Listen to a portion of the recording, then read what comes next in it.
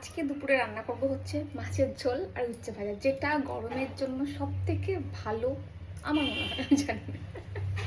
যাই হোক, মাছের ঝোল আমার খুব ভালো লাগে, তাই জন্য আজকে মাছের ঝোল করবো। বড় ভালোবাসে এরকম না যে শুধু আমি ভালোবাসি, ও ভালোবাসে।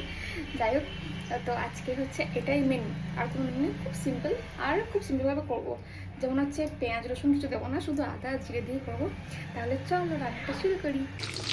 এই মাছটা এর গা ছাড়া আর কিছু চোখে বলছে না, মানে এত প্রেম এদের মধ্যে। ফোড়নে দিয়েছি অল্প একটু জিরে, আর এখানে আমি একটুখানি জিরে, টমেটো আর আদা পেস্ট করে রেখেছি, সেটা এবার এর মধ্যে দিয়ে দেবো। ভালো করে কষে নিয়েছি, এবার এর মধ্যে দেবো হচ্ছে এখানে একটু ওই মশলা ধোয়া জল আছে, এটা এর মধ্যে দিয়ে দিচ্ছি। আমি তো ভুলে গেছিলাম, একটা লঙ্কা দিয়ে দিচ্ছি। সব মাছগুলো ছেড়ে দিলাম, দিয়ে ঢাকা দিয়ে আলুগুলো সেদ্ধ হওয়ার দিয়ে একটু ফুটিয়ে নেবো, ব্যাস তাহলেই হয়ে যাবে মাছের ঝোল। দেবো হচ্ছে একটু মৌরি গুঁড়ো।